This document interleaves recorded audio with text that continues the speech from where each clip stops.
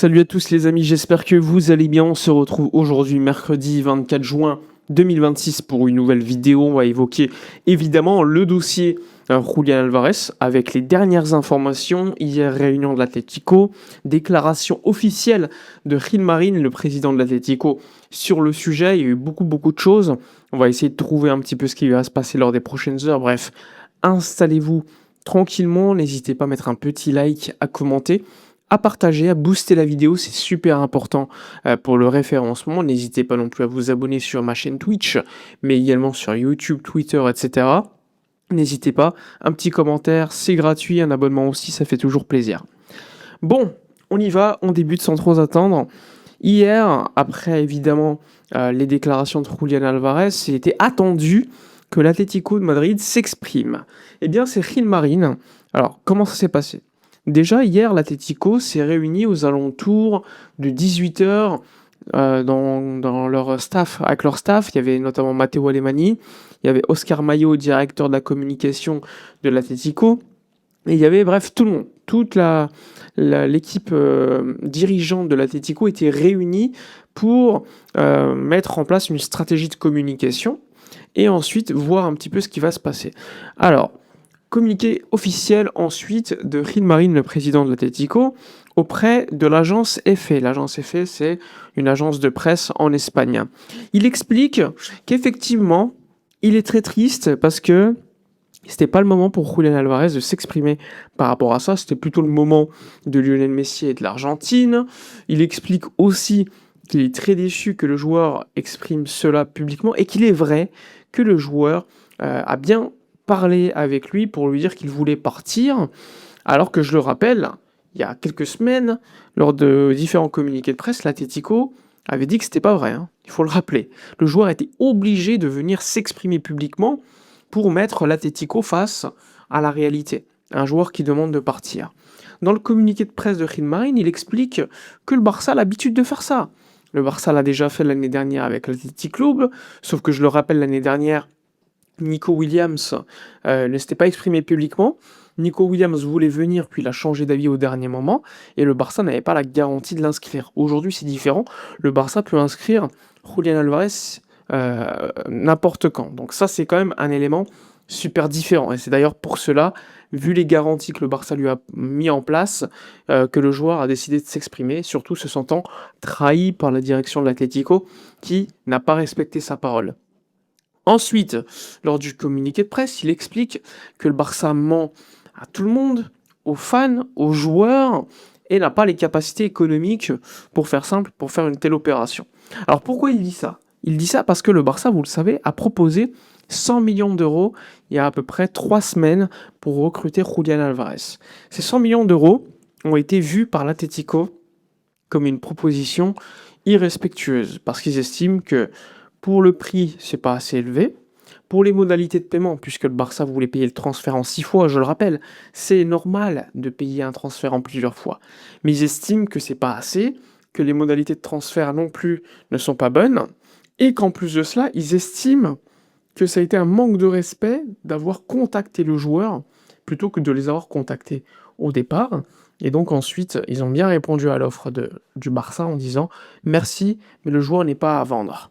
Voilà la réaction de l'Atlético en privé auprès du Barça. La réalité aujourd'hui, c'est que le joueur, dans le communiqué de presse, Gil Marín, plutôt le président de l'Atlético, il explique qu'ils veulent garder le joueur. Il ne dit pas « on va garder le joueur », parce qu'ils le savent. Ils sont dans une situation ultra compliquée.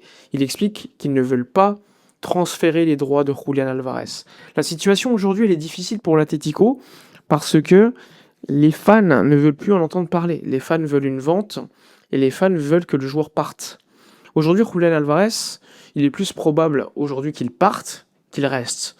Le choix maintenant du club sera le choix évidemment qui nous met, on va dire, qui nous permet pas de savoir ce qui va se passer, parce que d'un côté, l'Atlético de Madrid peut dire aux joueurs on ne vendra pas au Barça dans tous les cas, donc va ailleurs. Et si le joueur dit ok, bah non, je vais pas ailleurs, on se retrouvera dans une situation de blocage et il faudra tout simplement trouver une solution, soit rester, soit partir dans le club que le joueur veut, tout simplement. Donc c'est une situation réelle de blocage. En attendant, le Barça prépare une seconde offre. On a parlé d'une offre de 120 millions d'euros plus bonus. Hier, dans la nuit, José Alvarez explique que le Barça pourrait même aller jusqu'à 150 millions d'euros avec des bonus inclus, c'est-à-dire que le Barça paierait par exemple 120, et ensuite il y aurait plein de bonus par rapport aux performances du joueur et de l'équipe. Donc plus tu as des titres, plus tu paierais au niveau du transfert, mais le Barça ça les dérange jamais, parce que dès qu'il y a des titres, ben forcément, ils sont satisfaits, ça veut dire que le transfert a été un succès.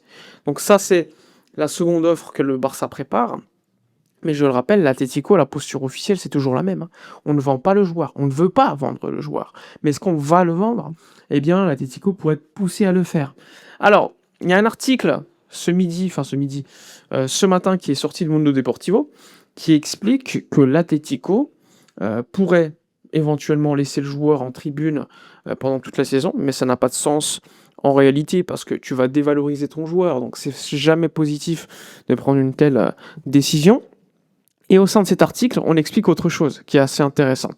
Ils expliquent que le joueur pourrait unilatéralement rompre son contrat, donc la FIFA le permet. Néanmoins, la FIFA, a posteriori, devra valoriser le transfert et le coût que ça pourrait être pour le Barça. Alors cette chose, pour l'instant, n'est jamais arrivée, il faut le savoir. C'est un article qui existe au niveau FIFA, mais c'est jamais arrivé parce que forcément c'est risqué et on ne sait pas la valorisation du contrat. Mais ça reste au moins un article qui pourrait être éventuellement mis en avant par le Barça pour mettre un petit peu de la pression auprès de l'Atlético. Mais encore une fois, pour moi, très peu probable que cet article soit utilisé. En bref, l'Atlético a déposé plainte auprès de la FIFA en expliquant que le Barça avait contacté un joueur sous contrat alors qu'il n'avait pas l'autorisation de le faire.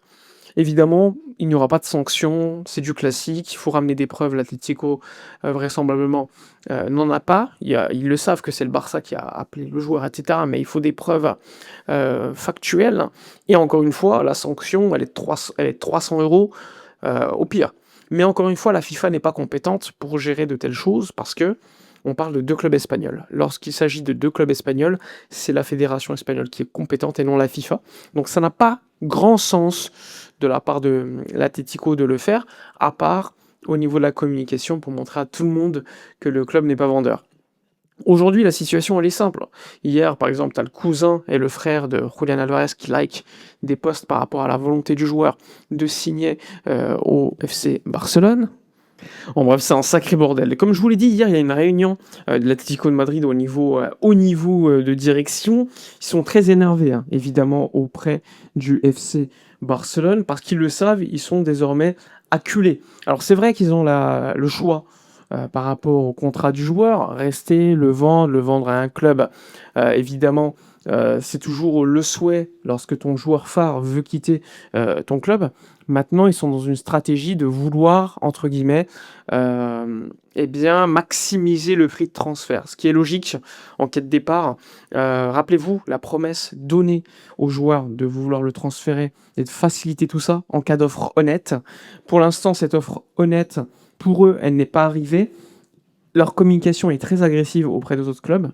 Mais moi, je retiens que dans le communiqué de presse de Gilmarín, il explique qu'il ne veut pas transférer les droits du joueur. Il ne dit pas qu'il ne va pas les transférer. Pour moi, c'est une différence assez notable et un changement dans la communication depuis les propos de Julián Alvarez. Si Alvarez ne s'était pas exprimé, on aurait été dans une situation clairement de blocage, puisque les fans de l'Atlético auraient pu éventuellement dire c'est pas vrai, Julián Alvarez n'a jamais voulu aller à Barcelone, c'est juste les médias qui en parlaient. L'Atlético aurait utilisé cette stratégie pour éviter tout deal. Aujourd'hui, c'est totalement différent, puisque maintenant, tout le monde le sait, le joueur veut partir, et quand ta star veut partir, et que ton coach ne veut plus de lui, parce que maintenant Cholo Simeone, je le rappelle, n'est pas contre un départ de Julián Alvarez, loin de là, eh bien, l'Atlético est dans une situation de blocage.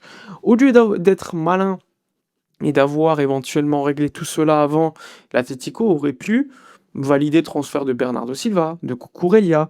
Ils auraient pu faire des deals beaucoup plus rapidement si ils ne s'étaient pas entêtés dans le dossier Alvarez en disant on ne vend pas le joueur, même si le joueur veut partir et qu'il y a une promesse pour le faire partir. T'as évidemment les fans de l'Atlético qui disent que Julián Alvarez est un traître. Et la réalité, c'est que non. C'est juste un joueur On lui a fait une promesse et pour l'instant, la promesse n'est pas respectée.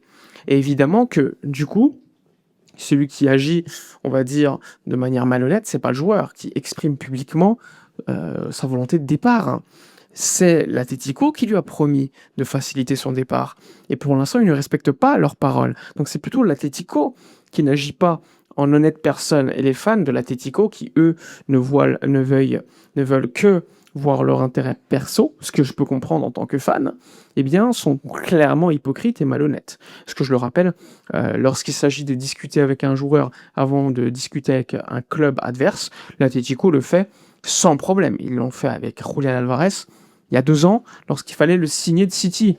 Où il expliquait le joueur clairement, ils m'ont harcelé, ils m'appelaient tout le temps pendant les Jeux Olympiques, Cholo Simeone, son fils, etc.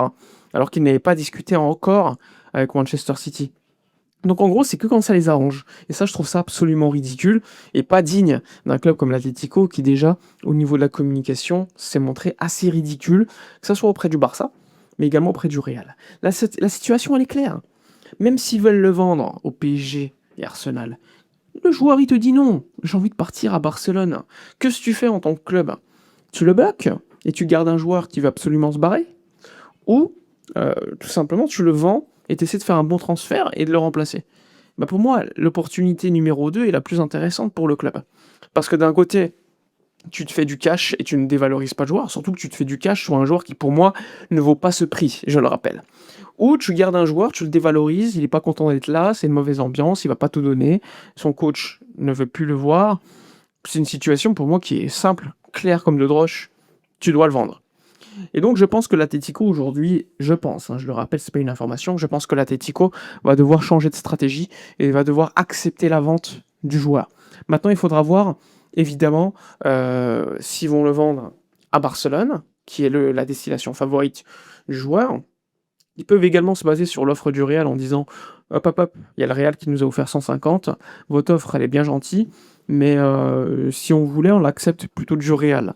Donc là, ça pourrait mettre une pression du côté du Barça. Et évidemment que le joueur a un mot de l'histoire. Si le joueur te dit non, je veux pas le Real, je veux que le Barça, ok, c'est bien pour nous. Mais on sait jamais dans le mercato, les gars, on sait jamais. Imaginez le joueur, il se dit bon, allez, Barça Real, s'ils veulent pas m'envoyer au Barça, bah allez, je vais au Real, hein. Comme ça, je dégage de là. Même si pour moi, ça n'aurait pas de logique sportive ni au niveau économique. Pour moi, il faut faire toujours très attention. Il faut absolument valider le deal rapidement, dès que c'est possible. Le joueur veut aller à Barcelone, c'est pas une surprise, c'est son club, hein, il faut le savoir. Le Barça le veut. Le Barça est très heureux de la prise de parole du joueur parce que forcément, ça donne plus de pouvoir et de faisabilité dans un transfert. Maintenant, tout simplement, il faut que Laporta, Gilmarín, toutes les parties prenantes se réunissent et essaient de trouver une solution. Il n'y a pas d'autre chose à faire parce que pour l'instant, ça fait que bloquer. On perd du temps. L'Atlético se ridiculise avec des communiqués de presse ridicules. Le Barça perd du temps sur son mercato. Le joueur veut partir. Personne n'est gagnant. Si le joueur reste à l'Atlético, les fans seront énervés, le joueur sera énervé et l'Atlético sera énervé parce qu'il va se dévaloriser et le coach ne sera pas satisfait. Donc pour moi, la solution, elle est claire. Il faut un départ de Julián Alvarez. Donc hâte de voir ce qui va se passer. L'offre du Barça, pour l'instant, n'est pas attendue à court terme. Pour l'instant, ça travaille, évidemment, vous le savez, pour essayer de trouver une solution amiable avec l'Atlético. La deuxième offre devrait tomber après la Coupe du Monde. Je serais très surpris qu'elle tombe pendant, parce que maintenant l'Argentine est focus avec Julián Alvarez. Là, il y avait un petit peu de temps, puisqu'il s'était qualifié pour la première place. Mais ensuite, il y a la compétition. Et je pense que rien ne bougera du côté de Julián Alvarez jusqu'à la fin de la Coupe du Monde pour l'Argentine. Voilà pour les dernières infos. Dites-moi dans les espaces commentaires ce que vous en pensez. Likez, commentez, partagez, boostez la vidéo. On se retrouve probablement demain ou ce soir si franchement il y a des informations, des nouvelles infos, on fera un truc. Mais sinon on se retrouvera demain. Likez, commentez, partagez, boostez la vidéo. Abonnez-vous sur Twitch, YouTube, Twitter, etc. J'en profite pour vous souhaiter une excellente journée. Hydratez-vous et à demain. Ciao.